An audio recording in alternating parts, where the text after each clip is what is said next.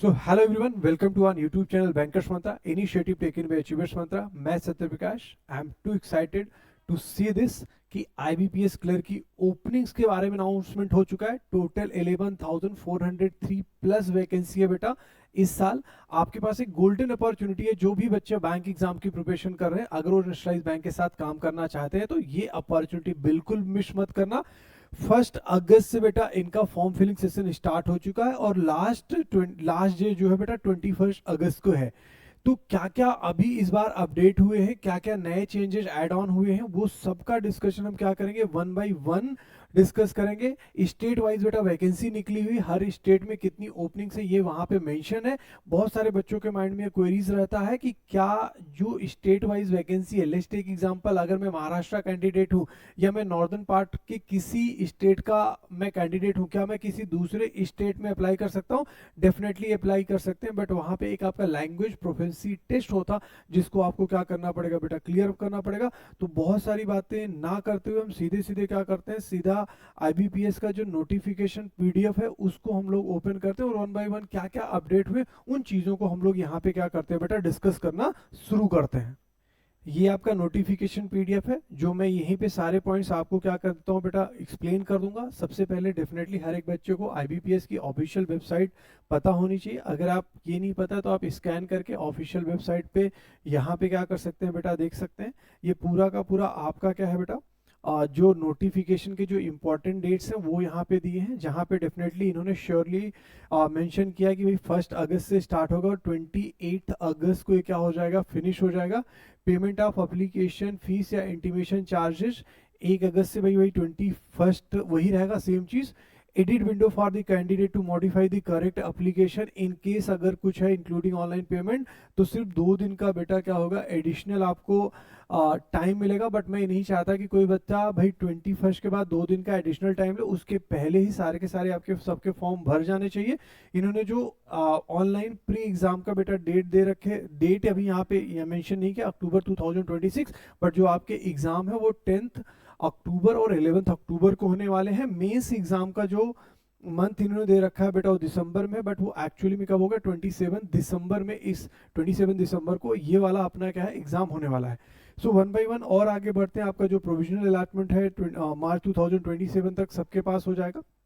यहाँ पे आप सारी की चीजें वो पढ़ सकते हैं, जैसे जो आपका एलिजिबिलिटी क्राइटेरिया है, एज कितना होना चाहिए, एज रिलैक्सेशन क्या, वो सब पूरे के पूरे इस PDF में मेंशन है। मैं वन बाय वन डिस्कस करता हूँ, कौन कौन से इंपॉर्टेंट पॉइंट्स हैं उनको भी हम लोग यहाँ पे क्या कर लेंगे, डिस्कस कर लेंगे। तो सबसे पहले हम यहाँ पे आते हैं जहाँ पे इंट्रोडक्शन दिया है भाई कि क्या क्या चीजें होंगी और पूरा उसके बारे में इंफॉर्मेशन दे के रखा है। सबसे पहले ये हम चेक कर लेते हैं कि भाई how many banks are participating in IBPS clerk के जो एग्जाम्स है। तो टोटल अपने पास 11 बैंक्स हैं जो यहाँ पे दिया गया है। डेफिनेटली पेमेंट बहुत इंपॉर्टेंट है भाई, आपकी सैलरी कितने होने वाली है, तो अराउंड 24,000 से जो इन्होंने मेंशन किया है 45,000 के करीब आपकी क्या जाएगी बेटा, आपकी सैलरी होगी। एलिजिबिलिटी क्राइटेरिया, तो एलिजिबिलिटी क्राइटेरिया में कुछ चीजें इंपॉर्टेंट है। फर्स्ट आपका एजुकेशन क्वालिफिकेशन, आप कहाँ के सिटीजन है। दूसरा तीसरा जो आपका इंपॉर्टेंट चीज है बेटा, एज जो क्राइटेरिया वो भी यहाँ पे मेंशन करेगा।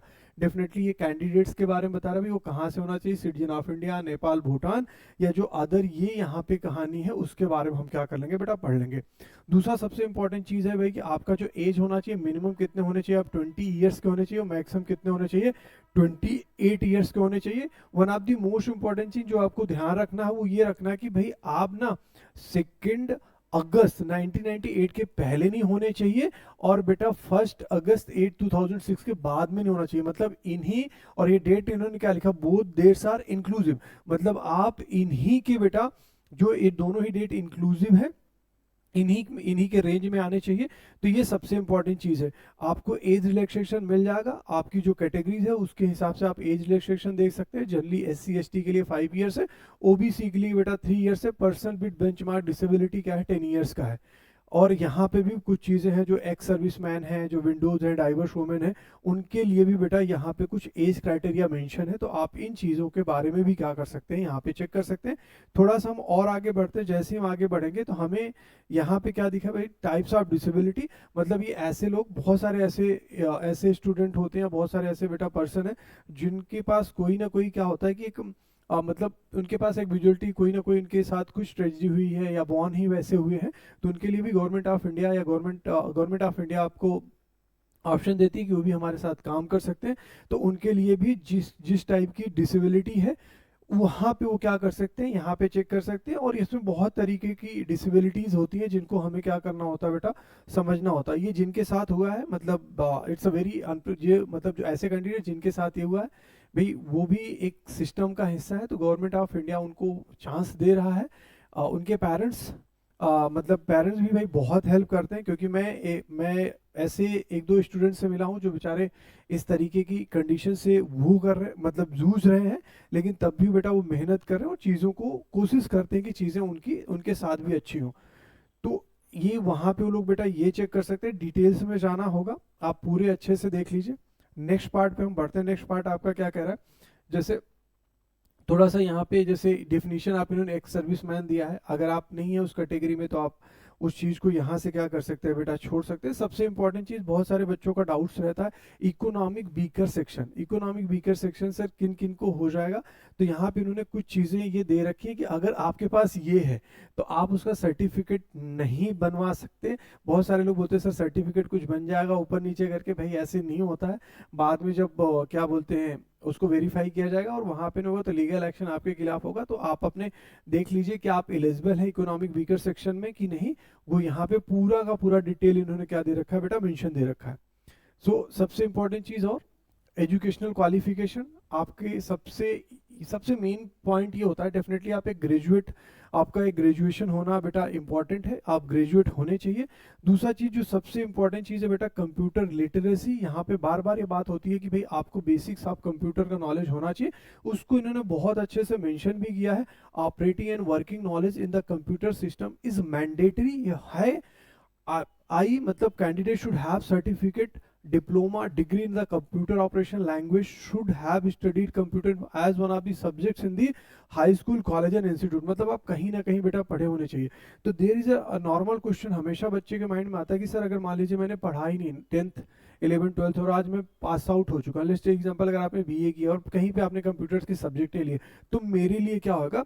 तो यहाँ पे सबसे इंपॉर्टेंट चीज है बेटा आपका कंप्यूटर प्रोफिशिएंसी टेस्ट होगा। कब होगा, जब आप प्री और मेंस के एग्जाम जब आप क्लियर कर लेते हैं, उसके बाद जब आपका फाइनल अलॉटमेंट होता है ना, उसके पहले बेटा कंप्यूटर का प्रोफिशिएंसी टेस्ट होगा। अगर आप उसको क्लियर नहीं कर पाते तो आपने जितने भी वो आप उसके लिए बेटा एलिजिबल होगा, मतलब एक तरीके से मेहनत आपकी बेकार हो जाएगी। तो आप मेहनत करिए, डेफिनेटली ये चीज़ें हो जाएंगी, कहीं ना कहीं कोई सर्टिफिकेट आप वहाँ से ले सकते हैं। उसके बाद सबसे इंपॉर्टेंट चीज और एक होती है, यहाँ पे एक छोटा सा पॉइंट ये रहता है कि बच्चे कई बार पूछते हैं कि सर जैसे मतलब मैं सर अपने स्टेट से अलग स्टेट में अप्लाई करना चाहता हूँ तो मुझे क्या करना चाहिए। भाई आप अप्लाई कर सकते हैं, उसमें कोई प्रॉब्लम नहीं है, but one of the most important thing, आप मल्टीपल स्टेट से अप्लाई नहीं कर सकते, आप सिंगल स्टेट से आपको अप्लाई करना पड़ेगा। आपके लिए जब भी आप दूसरे स्टेट से अप्लाई करते हैं तो वहाँ की जो लोकल लैंग्वेज है उसका भी आपका एक टेस्ट होगा। और वो टेस्ट कब होगा, जब आपका प्री और मेंस हो जाता है, उसके बाद फाइनल अलॉटमेंट के पहले आपका वो लैंग्वेज प्रोफिशिएंसी टेस्ट भी होगा। अगर आप वो बेटा क्लियर करते हैं तभी आपको एलिजिबल माना जाता है। तो these are the most important thing जो आप यहाँ पे सबसे पहले समझ में आना चाहिए। जैसे जैसे हम आगे बढ़ेंगे, क्या पेपर पैटर्न क्या हुआ, पेपर पैटर्न सिंपल है, इंग्लिश आपका मैथ और रीजनिंग है। अगेन आपके पास 60 मिनट्स है, 20 मिनट्स का क्या बोलते हैं आपके पास सेक्शनल टाइम है। ये क्वेश्चन के ब्रेकअप है 30, 35 and 35। English 30 and rest of the बेटा क्या है 35। वन ऑफ दी सबसे मोस्ट इंपॉर्टेंट चीज आपको ये ध्यान रखना है कि candidates have to qualify in each of the 3 test by securing cut off marks to decided by IBPS. मतलब ईच ऑफ दी 3 टेस्ट, जो आपकी ये जो 3 टेस्ट है, मतलब इंग्लिश, न्यूमेरिकल एबिलिटी और आपके पास जो बेटा रीजनिंग का है, ये जो तीनों टेस्ट हुए इनका आपको सेक्शनल कट ऑफ क्लियर करना पड़ेगा। सबसे इंपॉर्टेंट चीज आपको ये देखना है। दूसरा सबसे इंपॉर्टेंट चीज यहाँ पे है जो थोड़ा सा क्वांट का पैटर्न चेंज हुआ है। आपके पास नंबर ऑफ क्वेश्चन कितने बेटा 40 हैं और आपके पास कितने मिल रहे हैं बेटा 50। आपके पास 40 क्वेश्चन है, 50 मार्क्स का है। टाइम लिमिट क्या है बेटा 35 मिनट्स। टोटल क्वेश्चन कितने हो गए बेटा 160 और आपके पास मैक्सिमम मार्क्स कितने हैं 200 और टाइम भी कितना हुआ बेटा 125 मिनट्स हो चुका है। जनरली पहले 120 मिनट्स का होता था। अब यहाँ पे दूसरा इंपॉर्टेंट चीज ये है कि आप कई जगहों पे देख रहे हैं बेटा स्टार मार्क। काफी बच्चों के दिमाग में चलेगा कि भाई स्टार मार्क क्या है। जो पहले से देर हैं उनके लिए तो क्लियर होता है, लेकिन जो अभी पहली बार दे रहे हैं उनके लिए थोड़ा सा होगा।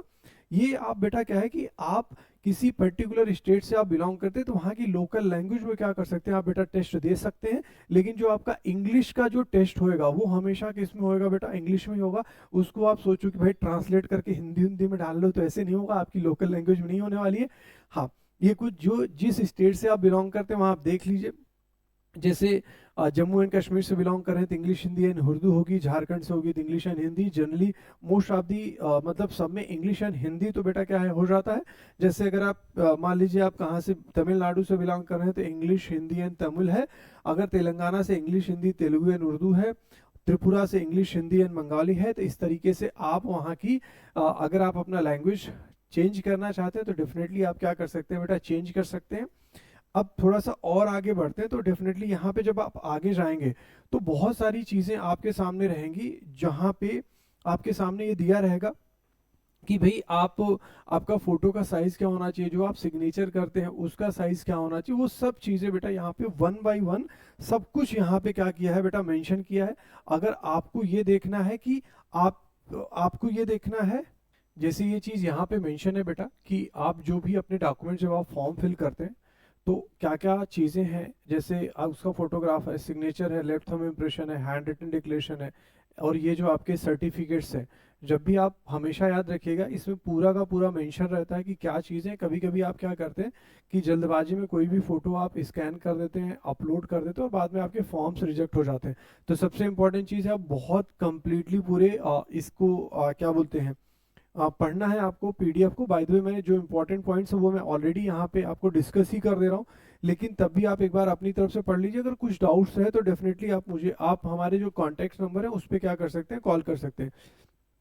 तीसरा सबसे इंपॉर्टेंट चीज़ है कि इसका जो मैं पीडीएफ है आपकी बैंकर्स मंत्रा का जो टेलीग्राम चैनल है वहाँ पे मेंशन कर दूंगा। और यूट्यूब अभी जो ये वीडियो भाई डेफिनेटली यूट्यूब पे जाएगा तो डिस्क्रिप्शन में मैं इसका पीडीएफ का लिंक डाल दूंगा, वो चीज़ें आप देख लीजिए। जो आपका फोटोग्राफ का साइज़ है बेटा 4.5 सेंटीमीटर से 3.5 सेंटीमीटर है। अगर आपको खींचना नहीं आता, ठीक से आप नहीं कर पाते, तो बहुत सारी शॉप्स होती है जहाँ पे आपके फॉर्म भरने में हेल्प करते हैं। तो एक अच्छी सी फोटो वहाँ पे क्या कर लीजिए भाई, खिंचा लीजिए इस साइज़ में, जिसकी साइज़ क्या होनी चाहिए भाई 20 KB से 50 KB के बीच में। कितना पिक्सल होता है ये प्रेफर्ड उन्होंने करके रखा है। देखो डोज मतलब डज एंड डोंट मतलब क्या करना चाहिए क्या नहीं करना चाहिए भाई, ये उन्होंने पूरा यहाँ पे मेंशन किया है। आप उन सब चीज़ों को देखिए। लेफ्ट थंब इम्प्रेशन है बेटा, फाइल जेपीजी फॉर्म में होना चाहिए। फाइल साइज कितना होना चाहिए बेटा, 20 KB से आपका क्या है 50 KB के बीच में होना चाहिए। सब कुछ यहाँ पे मेंशन है। बस आपको क्या करना है, थोड़ी देर इसको पढ़ना है, समझना है, उसके बाद आप क्या करेंगे बेटा, आप आराम से फॉर्म भरिएगा। जैसे हैंड रिटन डिक्लेरेशन इमेज, ये भी उन्होंने बता के रखी भाई कितने पिक्सल का होना चाहिए। बहुत सारे बच्चे कंफ्यूज होते हैं कि भाई कितना होना चाहिए, तो सब कुछ उन्होंने मेंशन किया। ऐसे नहीं कि कोई चीज़ अननेसेसरी चीज़ें लेके आ गए हैं। जैसे आप आगे बढ़ेंगे तो इन्होंने भाई प्रोसीजर ऑफ अपलोडिंग है, ये बेसिक सी चीज़ें आप कर लेंगे। थोड़ा सा और आगे बढ़ते हैं तो आपको दिखेंगे बताएंगे भाई कि इन्होंने क्या किया, सिग्नेचर के लिए भी सब कुछ रखा है। तो आप सिग्नेचर भी क्या कर सकते हैं, ये कर देंगे। लगता है कि मैं शायद जल्दबाजी में थोड़ा आगे की तरफ चला गया, भी काफ़ी आगे निकल गया था। ये तो बहुत पहले ही था। जैसे सिग्नेचर है, सिग्नेचर भी उन्होंने बोला है कि भाई कितने पिक्सल का होना चाहिए, उसकी साइज कितना होना चाहिए, 10 KB से 20 KB। लेफ्ट थंब इम्प्रेशन, इसको हमने ऑलरेडी डिस्कस कर रखा था, उस चीज़ को मैं स्किप कर गया था। यहाँ पे उन्होंने उसकी साइज बताई है। सबसे इंपॉर्टेंट चीज़ हैंड रिटन डिक्लेरेशन, उसका भी साइज है, और साथ ही साथ आपको वहाँ पे क्या लिखना है वो चीज़ भी बेटा इन्होंने यहाँ पे क्या करके रखी है, मेंशन करके रखी है। तो हर एक छोटे छोटे पॉइंट्स को इन्होंने मेंशन किया है। तो आप आराम से फॉर्म भरिएगा, और जब आपको अगर वैकेंसी देखनी कि हमारे स्टेट में कितनी वैकेंसी है, तो उस चीज़ को भी मैं क्या कर देता हूँ बेटा, यहाँ पे शो कर। जैसे आपके पास यहाँ पे जैसे इन्होंने क्या दे रखा है बेटा, वैकेंसी। जैसे अंडमान एंड निकोबार से बिलोंग करते हैं तो टोटल वैकेंसी कितनी है बेटा, 18 है। आप यहाँ पे चेक करते हैं SC ST के लिए कितने, OBS के लिए कितना है, OBC के लिए sorry, EWS and unreserved category के लिए कितना है। जैसे आंध्र प्रदेश, आप वहाँ पे टोटल वैकेंसी 186 है। अरुणाचल प्रदेश में जाएंगे तो टोटल वैकेंसी इन्होंने 45 दे रखी है। हर जगह पे आप मतलब कैटेगरीज वाइज भी इन्होंने वैकेंसी देखी। जैसे असम में है तो आपके पास 349 है, बिहार में है तो 491 है। अगर आप यहाँ पे आएंगे भाई, ये कौन सा छोटा सा स्टेट है, चंडीगढ़, यहाँ पे 20 है। छत्तीसगढ़ में आपके पास 265 है। दादरा नागर हवेली में आपके पास 18 है। दम्मू और दीव में आपके पास कितने टोटल 7 हैं, दिल्ली में आप जाएंगे तो 415 है, गोवा में 61 है। इस तरीके से पूरी मतलब क्या बोलते हैं बेटा लिस्ट उन्होंने मेंशन कर रखी है। तो आप यहाँ पे आप अपना स्टेट देखिएगा किस कैटेगरी में बिलोंग करते हैं, कितनी ओपनिंग्स हैं। अब ये मत सोचिए कि जहाँ पे ज़्यादा मुझे ओपनिंग्स दिख रही है वहाँ पे हम क्या कर सकते हैं, अप्लाई कर सकते हैं। जहाँ पे जाएंगे कंपटीशन उतना ही हाई रहेगा। तो आपको बस ये देखना है कि भाई मेरा मतलब मेरा प्रिपरेशन कैसे है, उसके ऊपर आप काम करें। और इसका डॉक्यूमेंट्स डेफिनेटली मैं लिंक में नीचे डाल दे रहा हूँ। Thank you so much for watching this video. और कोई भी अगर डाउट्स एंड क्वेरीज हैं तो आप गिवन नंबर पे बेटा क्या कर सकते हैं, कॉल्स कर सकते हैं। Thank you so much.